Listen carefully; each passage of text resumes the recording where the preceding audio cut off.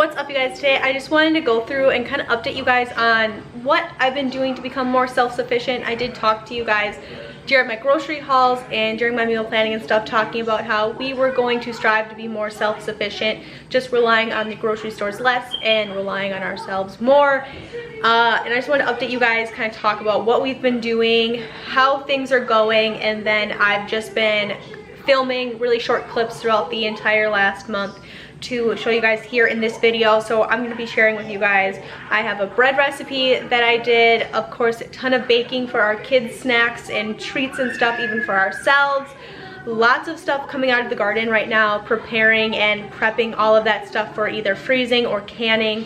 Haven't really moved into canning yet. I'm getting a big bulk order from a local farmer through us, or by us, because my garden didn't produce nearly as much as what I really needed it to sustain us. So putting in a bulk order, but just kind of doing a lot of things, learning how to like make my own cheese sauces and all those things. So I'm just gonna talk about everything really quick, just to give you guys a short little update on how things are going. To start off, I did find a really easy bread recipe. I spent days looking for a really good bread recipe, something that was quick, easy, low ingredients, didn't take a lot of rising time. Just something really beginner friendly and something that I thought I'd be able to be successful with. So I found this recipe on Pinterest. This is my bread dough. This is supposed to make 2 loaves. I'm at the point now where I just kneaded it for 8 minutes. I need to let it rise for 10. So I'm just preparing my bread pans and stuff, and I'm realizing I need more. I need more bread pans. I still have some that are dirty, because if you watched my fall baking video, you guys, I literally just filmed those yesterday. Some of mine are still full of zucchini bread that I made, so I need to clear that out, clean out my second bread pan here, and do that while this is rising. But I've tried to make pie crusts and pizza doughs before, and this is by far the best result I've ever had. So far so good, but we'll see what happens. This is where we're at. This is the yeast I'm using. It's from Aldi. It's the fast rising. I also have like normal yeast in my freezer, but I wanted to try this fast rising yeast because I didn't have like 8 hours a day to make bread. So I figured for a first attempt, so far this is not too shabby. I really liked it because it makes 2 loaves, so I feel like I'm getting like double the amount of product for the same amount of work, which is really nice. I also liked this recipe because you could substitute the sugar for honey, and then you could also add cinnamon and raisins to make cinnamon raisin bread. You know, you could doctor it up, do other things, which if I can learn one bread recipe and potentially make 2 or 3 different kinds of loaves of bread, that was really exciting to me. So I gave that a try. Went ahead, threw everything in my mixer. Obviously, that's another thing. I really liked that I could use my KitchenAid for it, and I didn't necessarily need to like knead all the ingredients in and then, you know, knead it a second time for like to help it rise and stuff. So total, without resting time, this bread took me probably about 30 minutes of actual like labor, just putting everything in the KitchenAid. Kneading it is what took the longest amount of time. You needed to knead it for like 8 to 10 minutes. So that took some time, but 100% worth it. The bread was delicious. It lasted really well as well. I do plan on making a couple more loaves to get in the freezer, as well as some of that cinnamon raisin version of that bread, or just some cinnamon bread, which I think would be delicious. The bread was definitely a success. I will 100% be making it again, and any recipe that I talk about, if I have a recipe for it, I'll link it down below. There'll be the first links down in the description box, and I'll label every link so you know what link is for what. Here is my first attempt at some homemade bread. They definitely are gonna be dense. I knew that though, because I rushed them and didn't let them rise properly.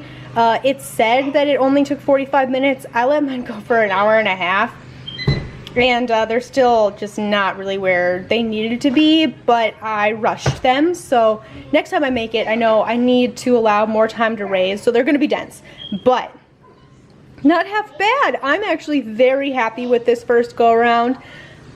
I don't think it's terrible. I'm happy with it. We'll see how they taste. They're a little funky, but once again, it's because I didn't allow them to rise. If I would have let them go through in the bread pan and get very light and fluffy and doughy, I'm sure it would have been better, but not too bad. Next time I will adjust and leave more time for myself, but I'm very happy with that. I also learned how to go down into my garden and grab all of the broccoli out of there and like how to harvest it, how to cut it off the vines, how to prepare it for the freezer, which is really simple and really easy. I'm only gonna put a couple clips in here because I'm having like an in-depth version in a separate video that'll be coming up most likely after this one. But learn how to do that, and it was so easy. Growing the broccoli was really easy, harvesting it and preparing for the winter. I really like the broccoli and the cauliflower because there's no canning involved. I like canning. It's not something that I find like immense joy in yet. It's something that I like to do. There are certain things that I enjoy canning versus other things that I really don't enjoy canning. Basically, I hate canning tomatoes, and it's really unfortunate because tomatoes are basically what we live off of. There's so many different things you use for tomatoes. I mean, you can make tomato juice, spaghetti sauce, marinara sauce, pizza sauces, whole tomatoes, diced tomatoes, like all these things come from tomatoes that we use a lot out of. And the plan next year is to hopefully be able to produce like 80% of all of our own food here on our property. And I know that I'm gonna have to find a love of canning tomatoes. So that's that. Other things I don't really have that big of a dislike for, but the way broccoli and cauliflower is you just take it off the vine, or you take it off the plant, you bring it inside, obviously you clean it, you blanch it, get it in the freezer, and then put them in your Ziploc bags, throw them in the freezer for, you know, to last for yourself all winter and all spring. So easy. It was so easy. In fact, I don't like the idea of having to buy my own broccoli at a grocery store. So that being said, well, next year I plan on having a ton of broccoli plants and a ton of cauliflower plants because it was so easy and so quick. My kids were even able to get involved with the broccoli and stuff because there's not a lot of heat that's involved. It's not like pressure canning or water bathing or anything like that. The kids were really able to get involved with help, which was really cool. So I 100% enjoyed that. I also learned how to make my own cheese sauce to make mac and cheese. I think that's a lot of people's favorites, adults and kids alike. It's just a really nice comfort food. So I learned how to make my own cheese sauce, you know, like it was really simple. It was just the fact that I took the time to look it up and actually, you know, shred my own cheese and make my own cheese sauce. And we made it a baked mac and cheese. It was really, really good. Everybody liked it. So just taking time to learn how to do that. I think one of the most exciting days on this like self-sufficient month that I've taken was when I was able to go down in my garden and pick fresh zucchini and then walk another 10 feet behind the garden, get my own chicken eggs, come inside and make loaves of zucchini bread and zucchini muffins and doing all the things. It was one of the most exciting things for me just personally, and I really felt like I had made an achievement and hit a goal of, you know, being self-sufficient. The fact that I grew this zucchini and I, you know, labor in these chickens and they give me eggs, and I was able to take those and come inside and make something to feed my family was super cool. It gave me a really nice sense of pride in myself as well. And we've just been learning a lot over the last month, and that's basically what I'm telling you in this video is I have learned so much. Just today before I filmed this video, I shredded a ton of zucchini to prepare for winter, and I have them in here in these bags. And knowing that I grew this zucchini, I took the time to prep this zucchini and get it in my freezer, knowing that I will have this all winter long. And I don't know if you guys can see, I still have a stack of zucchini over there in that bowl. I have like another 6 zucchini. And then up here, I have all these bags of broccoli that I was able to prepare for the freezer as well, which was really awesome. One thing that we are going to do is invest in a vacuum sealer just to really make sure that everything we're putting in the freezer stays fresh. Canning isn't really for everything. Soft things like, you know, the zucchini, the broccoli, the cauliflower, those things don't can well. So we're definitely going to invest in a vacuum sealer just to help keep those things as fresh as possible, prevent freezer burn as long as possible, especially if we're planning on having a whole year's worth of food in our freezer with things like that. I would rather just invest in the vacuum sealer and the correct, you know, materials for that and help preserve all that food, because I would hate to spend, you know, all spring and all summer and all fall, you know, growing, weeding, preparing and freezing all this stuff to just have it be freezer burnt and go to the chickens. So we also have made a lot of our own snacks, which is something that is we've always kind of done, but more so this month.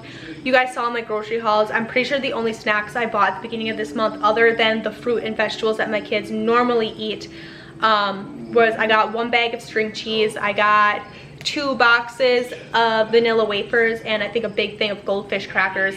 And pretty much everything else we've made from scratch. I have a list in front of me here. We've made a couple different batches of cookies. What I found with the cookies is we like to follow just a really basic chocolate chip cookie recipe and then throw different things in the cookie dough. So sometimes we do chocolate chips. Recently we just did peanut butter M&M cookies, which we've done for years. My kids love those. In fact, we just made those 2 days ago. And I'm looking up in the cookie jar, we have 3 cookies left. Like, my kids destroyed them. They're delicious. You guys saw earlier this month I made a ton of different muffins. The kids loved those. They ate pretty much every single one of those muffins. Hardly any of those muffins made it to the freezer. Of course, all the zucchini bread we've been going through and making. And then just yesterday we made 2 batches here. So I have a huge lasagna pan here, as well as this pie pan with chocolate chip zucchini bars. I just made, you know, my overflow in this pie pan because all my lasagna pans are full of stuff. So I think my neighbors might get this, or I might cut this up and throw it in the freezer, and we'll have some for later because we have a lot. This whole batch is full. That's what we ate for breakfast this morning, was some of these zucchini bar type things with an apple, a pear, and that was something that was really cool, just being able to know that, you know, we grew this, and the only other thing we really need to make this meal is really basic pantry staples like flours and sugars and, you know, salt and butter and things like that. Those are kind of all the things that we did this month. I think the last thing that I did was learn how to make my own Alfredo sauce, and that was really good. That was one of the first meals that I had made, like literally everything from scratch minus the noodles. You have to pick and choose your battles, and noodles is something that I do know how to do. My mother-in-law did teach me, you know, once long ago, like back when I don't even think me and my husband were married yet. We were probably like 17 years old, and my mother-in-law like called me into the kitchen and taught me how to make pasta, and you know, who knows how long ago that was already. So I'm not ready to make pasta yet, but when I am, I will be ordering the attachments to do pasta right off on my KitchenAid. It might be something maybe I tell my husband I want for Christmas or something, and be able to make a lot of my own pastas. But for now, it's picking and choosing battles, and I think where I'm at is really exciting, but to make my own Alfredo sauce. But that's kind of where we're at right now. I'm excited to move into next month and try more things.